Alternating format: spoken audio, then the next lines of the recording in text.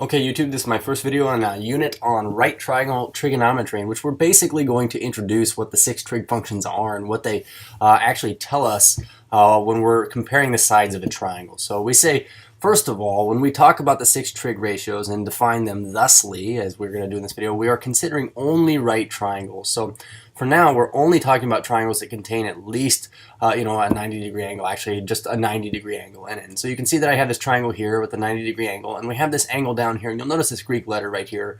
This Greek letter, you see it often to portray the measurement of an angle, but this is the Greek letter theta, okay, so theta. Excuse me, but when we talk about the trig ratios, we have 6 of them, and they are primarily sine, cosine, and tangent. And you see underneath these 3 that I've written here, cosecant, secant, and cotangent. We'll talk about how these bottom 3 relate to the top 3.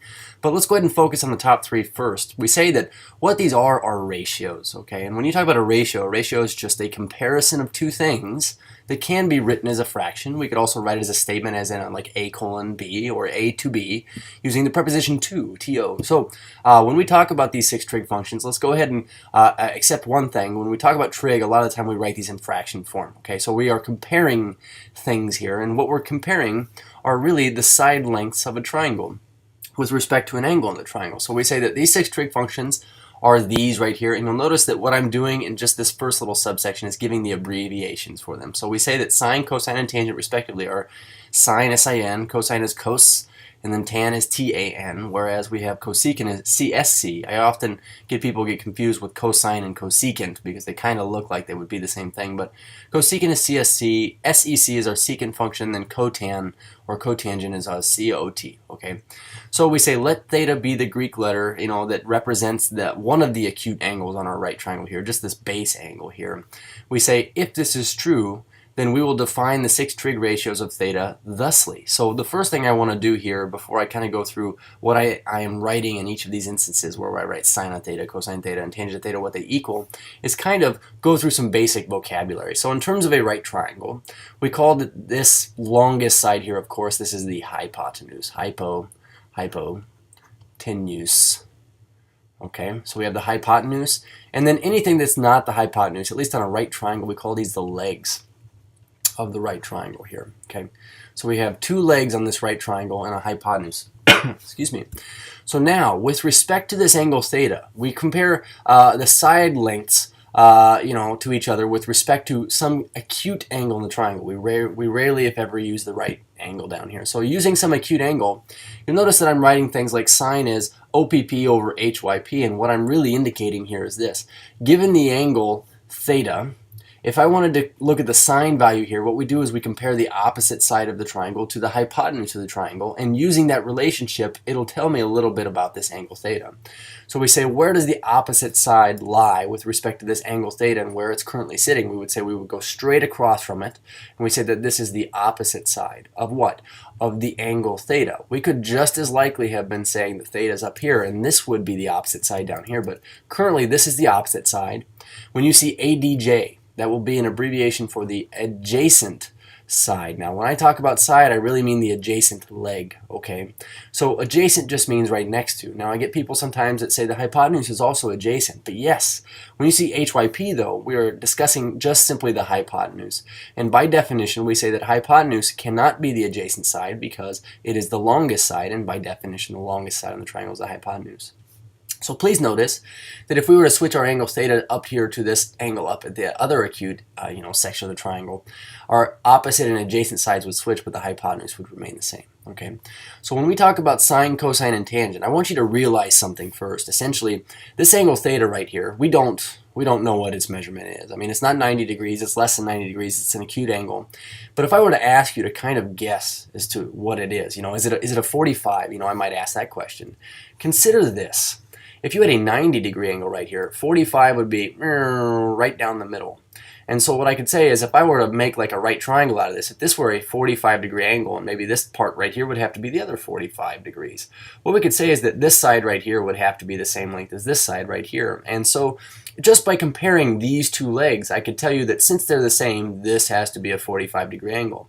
The idea here is this. If I were to say, just looking at this, compare the opposite side of my triangle to the adjacent side of my triangle, I notice that the opposite side is less than in value than our adjacent side in terms of their length. So I could already speculate then, I would have some triangle like this where this is smaller than this side here, and just by comparing those two sides I could tell you that this right here is less than a 45. The idea I'm trying to get across is this. Just by simply judging how the side lengths of a triangle compare, we can kind of gain an insight as to what this angle might be or what its measurement is. And I would tell you that if we were to measure the opposite side and measure the adjacent side and say compare those, like if I did opposite to adjacent comparison, I would get some, comparison, some decimal. But I would go so far as to say there's only one angle on the planet, theta, that would cause that type of a comparison to occur. So when we're talking about the trig functions here, what we're really doing is saying by comparing the sides of the triangle, then what I could do is I can gain some insight as to what this angle might be. And there are 6 different types of comparisons, and there are these 6 ratios here. But often we look at just the sine, cosine, and tangent first. And you may have heard this before, but SOHCAHTOA. So if I were to say, how could we compare the sides of a triangle? What are the different types of comparisons we could do? Well, we're only allowed to compare 2 at a time. So for instance, I could compare the opposite side to the adjacent side. I could compare the adjacent side to the hypotenuse, or I can compare the opposite side to the hypotenuse. But given those 3 comparisons, we could sum them up using this SOHCAHTOA mnemonic, which is just an easy way to remember what side you're comparing. So when you talk about the sine of an angle, you say, well, if I'm comparing the sine, of this angle, what 2 sides would I be comparing here? This mnemonic here, SOHCAHTOA, would basically indicate that when you do the sine of an angle, you're comparing the opposite side to the hypotenuse. And of course, this is what I'm indicating here. If you were taking the cosine of this angle here, you'd be comparing the adjacent side to the hypotenuse to get an idea of what this angle might be. And adjacent over hypotenuse, what we have here, and that's what this ka stands for, adjacent over hypotenuse. And toa, this is for a tangent here. The tangent of an angle says what we'll do to find out more about this angle is we'll compare the opposite side and the adjacent side, or the opposite over the adjacent. That's where our O and A come from, this toa. So SOHCAHTOA basically helps us remember what sides we are comparing with respect to these 3 primary trig functions. And what I want everybody to know is essentially this. If you look underneath each of these 3 trig functions here, for instance, sine is opposite over hypotenuse, or opposite side length over hypotenuse side length. Looking underneath, we get cosecant is hypotenuse over opposite. So the first thing I really notice about this is that these are reciprocals of one another. They are reciprocals. And as a matter of fact, all of these trig functions down here are reciprocals of the trig functions above them. So it is important for us to remember right now that we can remember how to find the sine, cosine, and tangent comparisons by using this mnemonic here, but we don't need a mnemonic for these 3 down here. If somebody asks us to find the cosecant of something, we just need to remember that cosecant is the reciprocal of sine, and that we would go find the sine value first by doing opposite over hypotenuse, and then switch it around, okay? So instead of having to memorize like sho, cha, tau, and switching all of these around, what we say is we'll just remember the first 3 trig ratios by heart, and then we'll reciprocate them if we want these other 3 down here. So really quickly, I do want to indicate this. We say that cosecant is the reciprocal of sine, secant is the reciprocal of cosine, and cotangent, obviously, it's the reciprocal of tangent. They kind of go hand in hand. Just remember that cosecant is not the reciprocal of cosine. You can't have 2 cos go together. So I'll just indicate this here. We say the abbreviations OPP, ADG, HAYP, they represent the lengths of the 3 sides of this right triangle up here. And I say, note that the ratios in the second row are the reciprocals of the ratios in the first row. That is, these 3 down here can be summed up thusly. We say if you wanted to know the cosecant of something, you would just take 1 over the sine of that something. And you know what, just to kind of go to show this, if I had a triangle, maybe this is my triangle right here, my right triangle, and I say I've got an angle theta, and I know that this opposite side is 1 in length and this is 2 in length. Well, then we could say that the sine of this triangle is opposite over hypotenuse. We say it's a 1:2 comparison. Okay, so if I want the cosecant, we don't have to use this definition right here, but it basically says if you want the cosecant, it's 1 over this, which would mean we'd have to multiply by the reciprocal, so 1 over 1 times 2 over 1 instead, and you get 2 over 1. Which is 2. So essentially we could say if sine is a half, then cosecant is 2. The idea is that you just flip them over. So you don't have to memorize these yet, but you do need to know that you just have to reciprocate them. So this all being said, what I want to do is kind of put this into practice here and say I've got some triangle over here. It's got a leg length of 3, a leg length of 4, and an unknown hypotenuse. But what I want to do is evaluate the 6 trig functions of theta in the following triangle using our definitions over here. So for instance, we're going to write it thusly. We say sine of theta. This is not sine times theta. but we have sine of theta, cosine of theta, and the tangent of theta. And then right next door, what I'm going to be putting is the reciprocal function. So the reciprocal of sine is cosecant, the reciprocal of cosine is secant, and the reciprocal of tangent is cotangent. And so we are going to find our three primaries first. And then we're going to reciprocate them to get these three over here. So let's start with sine, cosine, and tangent. Of course, they're all ratios. So when I say I want the sine of this angle theta, first we're going to look where theta is. Theta lies at this base angle. And we say that sine. So we need to compare the opposite side of our triangle to the hypotenuse to gain some insight as to what this angle is. But we say we know the opposite side is 3. The only thing we're not aware of yet is the hypotenuse. So one important thing I want to point out right here is this. It is a right triangle, and if there's one side you don't know and two that are known, what we could do is we could just use the Pythagorean theorem.